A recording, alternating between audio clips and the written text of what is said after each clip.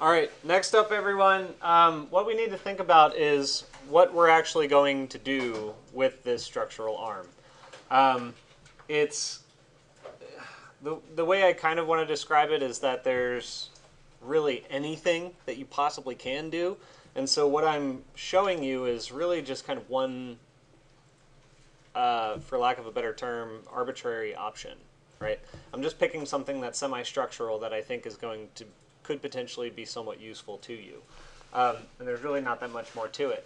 So anyway, the way that I'm going to set this up is I'm actually going to create reference curves that are along the facade itself by creating points that are mapped to some percentage location on the facade. So I'm going to do that using construct domain. So like I said before, we're going to need plenty of room down here. So go ahead and grab this, and you can group that for now.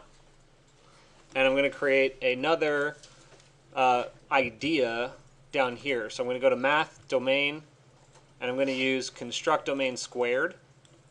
And of course, you know by now that that comes with ISO trim when we're doing divisions like this. And I'm going to use facade 1. I'll plug that in here. And we're gonna do this one based off of percentages rather than magnitude. All right. So I'm gonna say 0 to 1.00. Copy paste. Paste, paste. Go like this. All right, so here's something that I want to consider. I have a facade system that exists on the bottom half of one facade and the upper half of the other facade, right? So what I need to do first is divide these surfaces so that I only have those two surfaces to work with. This one right here needs to be reparametrized. And I need to maximize first the domain of both. And then the goal is to reduce this to the side of the facade that this matches. Okay, so it's going to go down to here. And that, I think, is the V domain. Yeah, so notice how when I pull Vmax down, it actually lifts from the bottom. That's just the direction of my volume. So I'll change this to a 0.5. And that gets me a surface right here.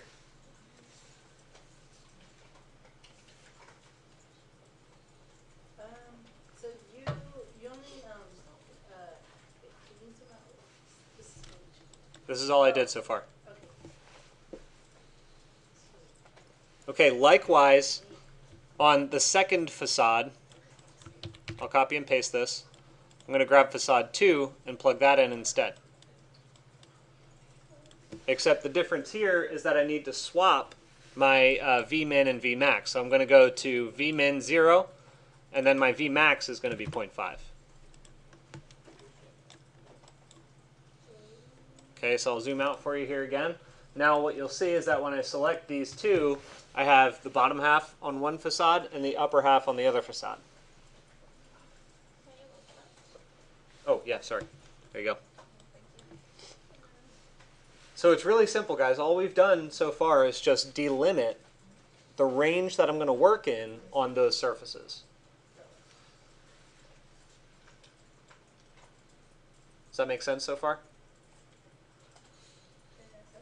I take your silence as a resounding yes. Okay. Okay, next step is to identify where we actually want to create structural elements. We can simplify this a few different ways. I'm going to simplify this pretty tremendously by saying, rather than, basically what I'm trying to do is I want to create a truss system. Okay, so I want two curves that are going to map sort of, wide on this facade and then wide on that facade again, and give me, if you want to see it on screen here, it's kind of going to wrap around on the facade here, and then it's going to wrap around on the facade there, and that's going to give me my triangular truss system, right? Almost, well, yeah. Anyway, you'll see what I mean when we get to it. But in order to do that, I'm going to generate a curve using interp curve. I'm essentially going to split 2 points on either side of this curve on the facade.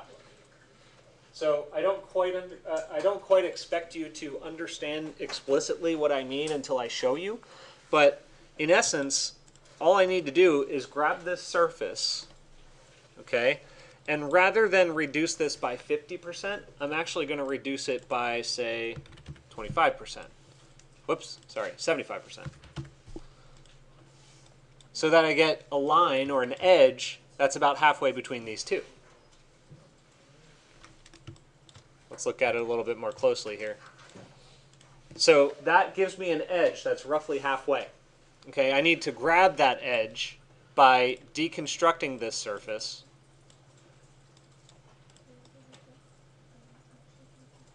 And then I'm going to list item on the edges.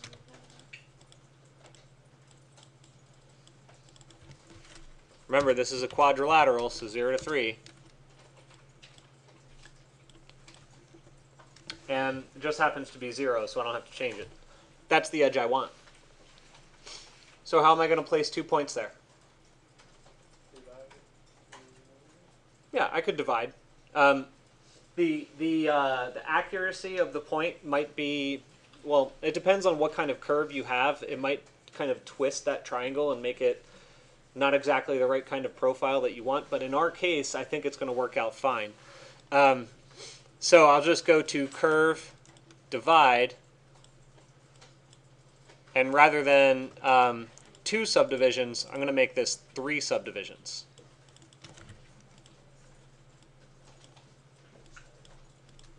See that there? So that gives me a point here and a point there.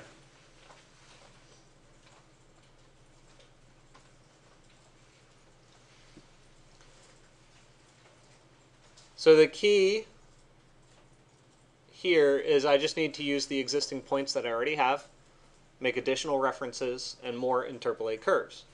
So in doing so, I need to identify which 2 points I'm going to work with. So I'll just kind of borrow this list item.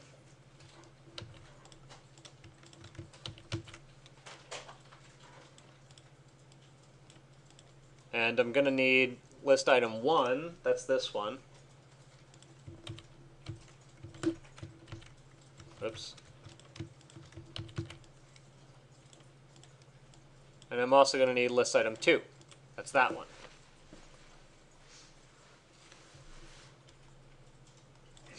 So it's up to you how you want to name things. If you want to use notes, if you want to tag these, if you want to do a group with a title on the group. But what I'm going to do here is just rename this to left arc CP for left arc center point. And then I'm going to rename this one to right arc CP. Feel free to change that however you see fit. Okay, the reason I did that is because I'm going to have to create cross-references to items that exist up here. Namely, I have a point in the bottom right, that's this one. I have a point in the upper left, that's going to be this one, that's all the way up there, but that's not what I'm interested in here. I need this point right here. That's the one that exists in the middle.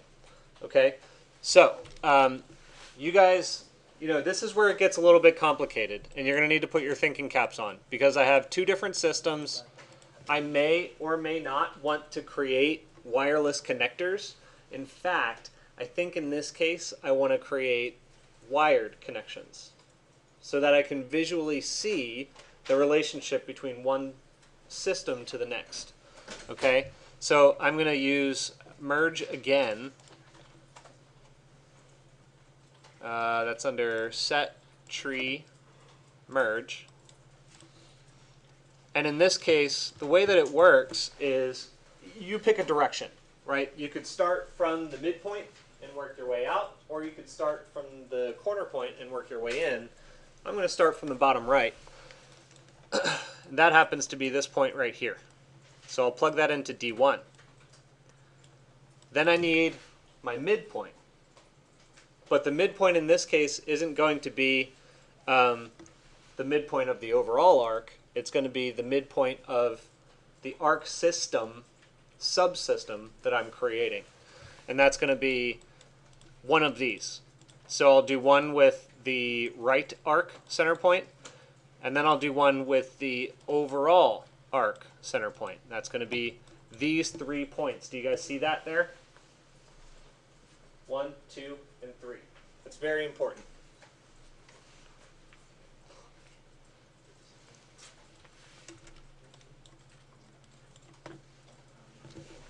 So I'll zoom out a little bit for you, and I'll recap what's going on as best I can here on this tiny, tiny little screen. Down here, which I'll move up so you can see it, we took one of our reduced surfaces using divide domain squared. Then we found an appropriate edge, and we grabbed 2 points that kind of came out from the center of that edge, right? So we just divided it into 3 to simplify it. Then all I had to do was create a new list using merge of those items. I just need to make sure that that list is flattened, and it's not. So that tells me I need to take this geometry here and flatten that. And what you're going to see here is that now it is flattened. I know it's hard for you guys to see back there. But anyway, at that point, we just take another interpolate curve and we plug this in here. And you have your next bowstring. Or bow, I should say. That's this one. So what we have now is this and this. You guys see that? You see the geometry, I mean, not the definition. You see what's happening here? We're creating this truss frame. Yeah. So from the, okay, because mine looks a little small. But that's because my endpoint's still in there, sort of? Yours is a little, yeah, yours is really tight to the geometry. If you guys happen to have a curve that's really, really close to your geometry and you can't really see the difference between one curve and the other, you have options. You can go closer to a square volume. That'll help. Yeah, or you can, if your twist is too extreme, then it's going to pull closer to the building because you've twisted so much. So if you lessen that twist to maybe only 45 degrees from its original position, that should help. That should help a little bit. Additionally, if you did no twist at all, that would help as well.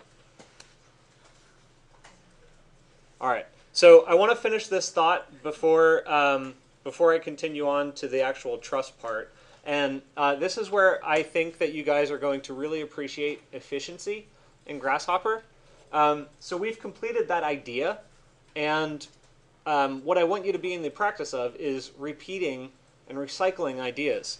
So at this stage, with all of this geometry down here, we can just copy this whole thing and then replace the connections. So we have, oh, that was subsurf, sorry. You want to copy it back to the divide. Copy, paste. And you're just going to plug this surface in instead. Oh, sorry. Wait, hang on. I made a mistake. I wanted to move this one out of the way. So you copy this whole system, but all you're going to need to do is just take this merge